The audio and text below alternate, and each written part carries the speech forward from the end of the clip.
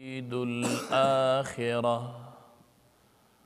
والله عزيز حكيم لولا كتاب من الله سبق لمسكم فيما أخذتم عذاب عظيم فكلوا مما غنمتم حلالا طيبا واتقوا الله إن الله غفور رحيم سورہ انفال لسم سپارہ او 67 نمبر آیاتی مبارکہ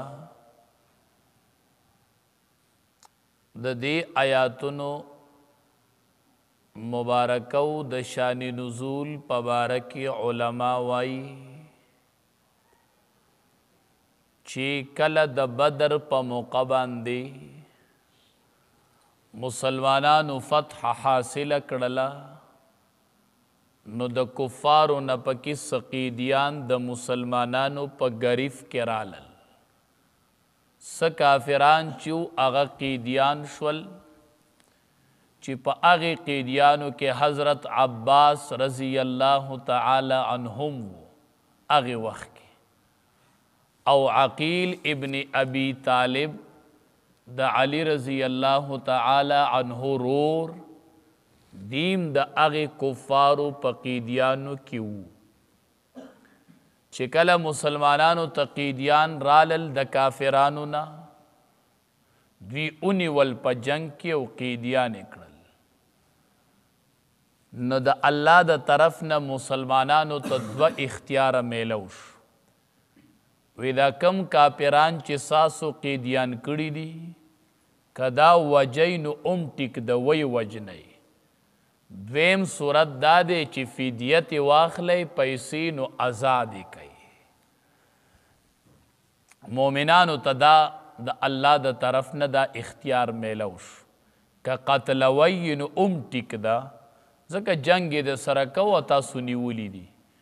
او کو فدیت اخلی آزادوی نو ټیک دا خو علما وایي چې په ظاهره خدا اختیارو چې ستاسو خوښه ده خو په حقیقت کې دا امتحانو دا الله د طرف نه په مؤمنانو باندې دا امتحانو دا په ظاهر اختیارو خو په حقیقت کې دا امتحانو ځکه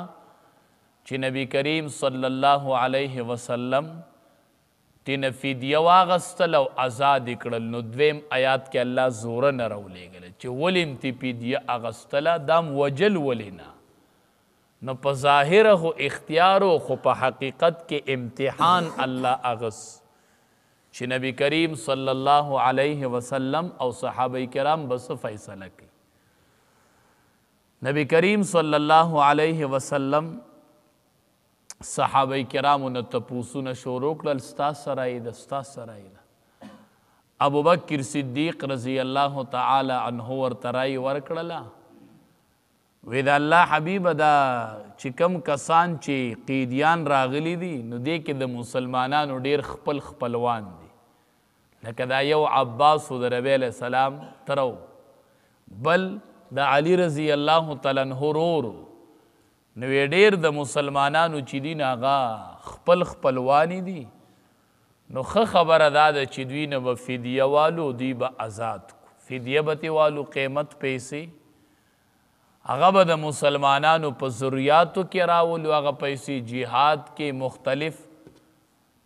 ځایونه دی هغې کې به ولګو خدا الله د طرف نه مسلمانانو ته دا ویلی شوي آینده کال به ستاسو نه 80 کسان شهیدان کیږي ګورئ اوس کو دوی سره عرض کوئ خو آینده کال به ستاسو نه 80 کسان شهیدان کیږي نو ابوبکر صدیق رضی الله تعالی عنہ ورته وی 80 کسان چې موږ نه آینده کال شهیدان شي نو شهادت خدا الله د طرف نه یو لوی مقام دی غم زمون کامیابی دی با حضرت عمر رضی الله تعالی عنہ او حضرت سعد ابن معاذ رضی الله تعالی عنہ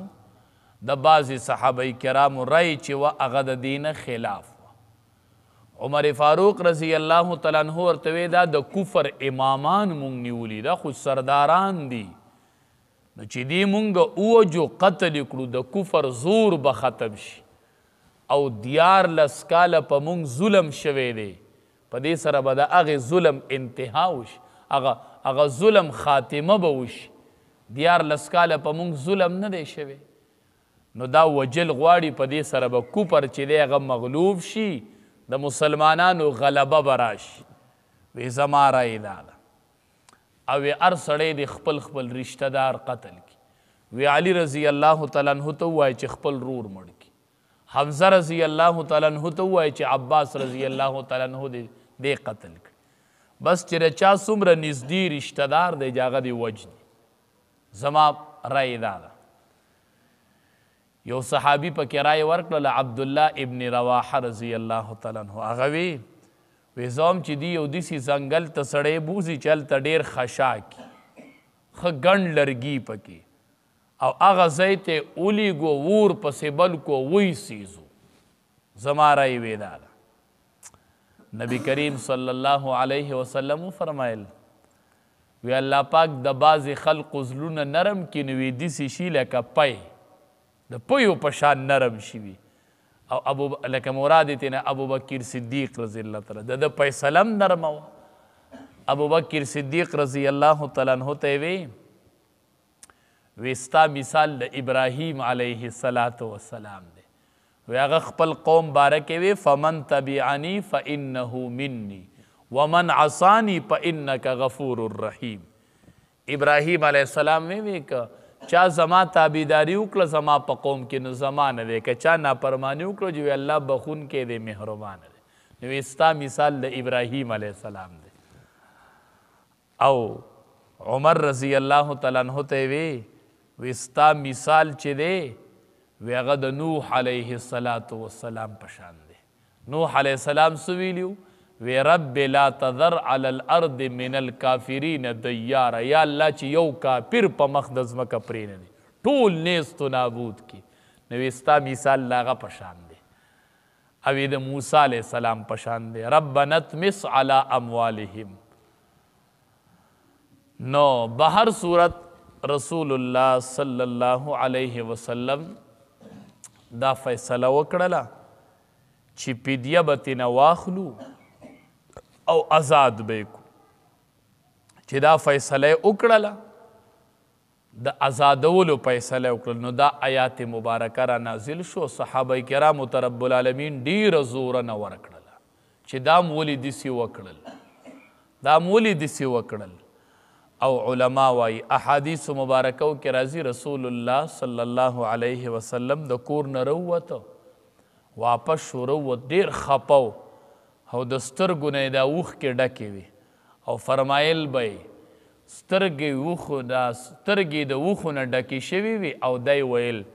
وی که چېرې الله عذاب نازل کړی وی نن نو یو عمر به ترې بچ شوی او سعد ابن معاذ رضی الله عنهما وی نور به څوک نه بچ شوي مطلب د دې دا فیصله صحیح وه دا دوی چې وی دي ووجنئ قتل یې کوي دا خبره ټیک وه وی کو نن الله عذاب نازل کړی وی نو هیڅوک به ترې نه بچ شوي خو صرف عمر فاروق رضی الله تعالی عنہ او سعد ابن معاذ رضی الله تعالی عنہ دا به ترې بچ شوي ډېره زوره نه رالاله الله پاک ورته تاسو ته به ما لوی عذاب را رسولی و نن نو ذهن ته دلته یو څو سوالات راځي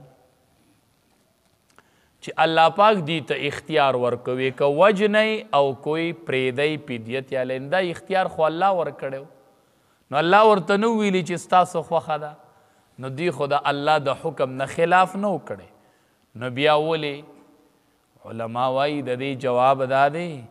چې په ظاهر کې خدا اختیار و خدا په حقیقت کې امتحان و الله مطلب دا و چې وی وجنئ لکه د نبی کریم صلی الله علیه وسلم بیبیانو په یو موقع باندې د نبی کریم صلی الله علیه وسلم نه مطالبه وکړل وی جهاد کې غنیمتونه ډیر میلاویږي او فتوحات کیږي نو مونږ تم لږ مال ترې راکوئ لکه په هغې رب العالمین خفه شو وی دا د پیغمبر بیبیانې دي او دوی مطالبه کوي نو آیات مبارکه را نازل کوي ان کنتن تريدن الحیات الدنیا وزینتها فتعالینا. نبی علیہ السلام بیبیانو ته وی که تاسو اراده د دنیا لرئ نو راشئ والی دا دنیا.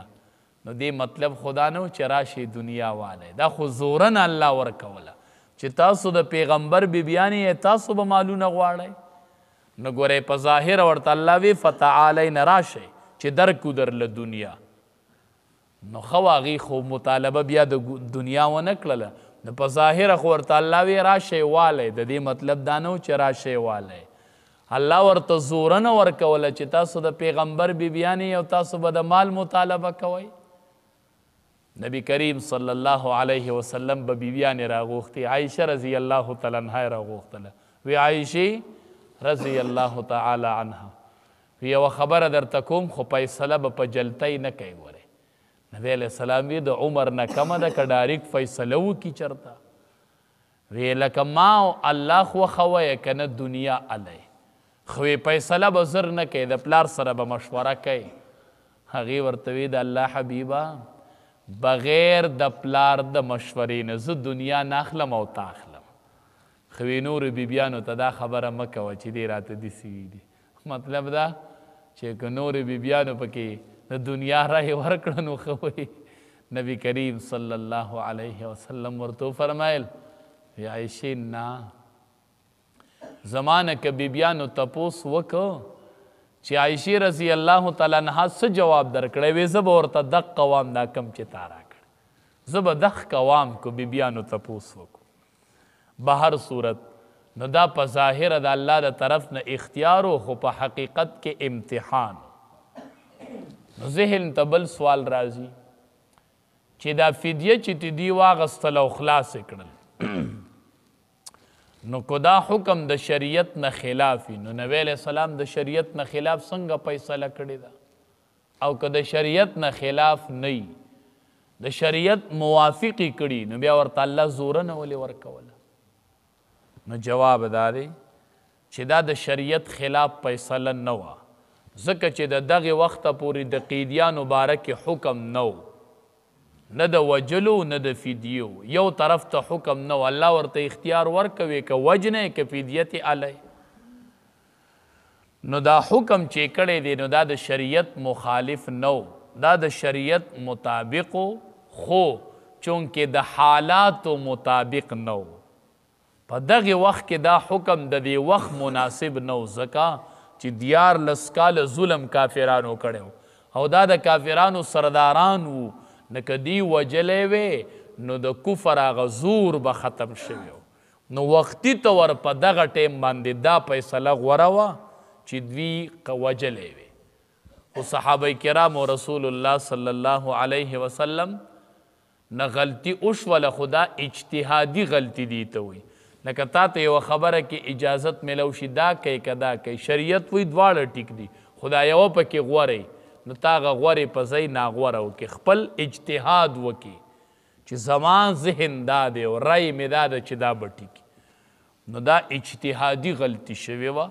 خو د پیغمبر او د صحابه کرامو شان ډیر لوی وي نو ځکه ورته الله زوره نه ورکړل، نور د شریعت خلاف نه دی کړی. نو رب العالمین ورته وایي تریدون عرض الدنیا،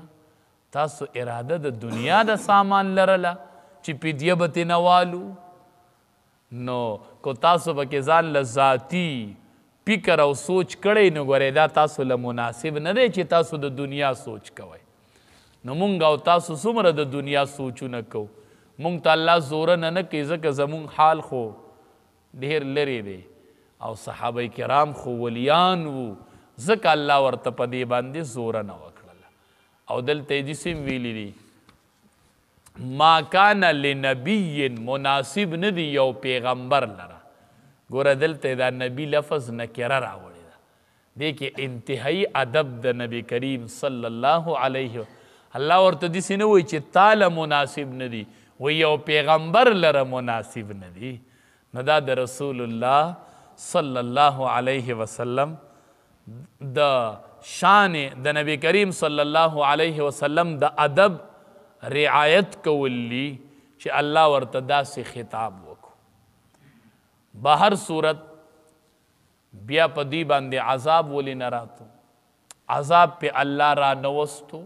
الله وی کما فیصله نه وې کړې نو ما به په تاسو باندې عذاب راوستو نو په دې صحابه کرامو ولې عذاب رانغې یو جواب دا دی چې دلته د نبی کریم صلی الله علیه وسلم او د صحابو خپل اجتهاد کړو د شریعت د طرف نه تا ته په یو خبره کې اجازه تی چې کومه ته اخلي نو هلته بیا خلک خپل سوچ فکر کوي نو نبی کریم صلی الله علیه وسلم اجتهاد کړو او مجتهد چې غلطم شي خود ته به عذاب نه میلاویږي دویم د قیدیانو باره کې د الله د طرف نه خو صریح حکم لا نه راغلی کو الله صریح حکم کړی وی دی د هغې خلاف کړی وی نو بیا به عذاب راغلی نو صراحتاً ښکاره حکم خو نه چې صراحتاً حکم د وجلو راغلی او دوی ترې نه انکار کړی وی بل دا بدریین صحابه او الله بدریین معاف کړي الله اعلان کړی اعملوا ما شئتم فقد غفرت لكم څومره لوی اعزاز اعملوا ما شئتم عمل کوئ چې څه مړه غواړي فقد غفرت لكم ما تاسو بخلی یې ما تاسو بخلی یې دا بدریین صحابه دریم علما وایي په دې قیدیانو کې د ډیرو کسانو د ایمان راوړل الله په تقدیر کې لیکلي او بیا ډیر شیو ایمان راوړو نو په دې وجه رب العالمین صحابه کرامو له عذاب ورنکو دویم بله مسله تې دا راووتله چې الله پاک مال غنیمت حلال کو ویلې عذاب ورنکو نو وی دا درله حلال دی دا فدیه چې ما اخیستې ده ټیک ده نو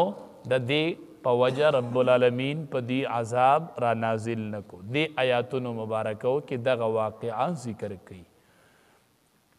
ما کان لنبی ندی مناسب پیغمبر لرا ای یکون له اسرا چې ویدي د لره قیدیان چې د ده په لاس کې دی او په قبضه کې دی قیدیان راشي نو دله مناسب نه دی حتی یسخن فی الارض ترسو پوری چې دی ویني توینه کې په ځمکه کې دا وله مناسب نه دی یعنی چې دی وجلی وی نو ښه به وه تریدون عرض الدنیا تاسو غواړئ سامان د دنیا تاسو د دنیا سامان غواړئ والله یرید الاخره او الله تبارک وتعالی غواړي ستاسو دپاره آخرت لره او تاسو دنیا سره کړله والله عزیز حکیم الله تبارک و تعالی زورور دی او د حکمتونو خاوند دی لولا کتاب من الله کنوی حکم د طرف د الله نه کنوی حکم د الله کنوی حکم د الله تعالی چې د مخکې نه فیصله شوی و لولا کتاب من الله کچری نوی حکم د طرف د الله نه سبقا چې د هغې مخکې فیصله شوې وه لمسکم نو خامخا به رسېدلی او تاسو ته فیما په وجه د هغې مال اخستم چې تاسو اخستی دی په فدیه کې د قیدیانو نه عذاب عظیم تاسو ته به عذاب لوی در رسېدلی و فکلو پس اوس خو خورئ مما د هغې مال نه غنیمتم چې تاسو په غنیمت کې واغستو خورئ حلال دی حلالا حلال و طیبا و پاک واتقوا الله ویریږئ د الله نه ان الله غفور الرحیم بشک الله تبارک و تعالی بخون کې مهربان دی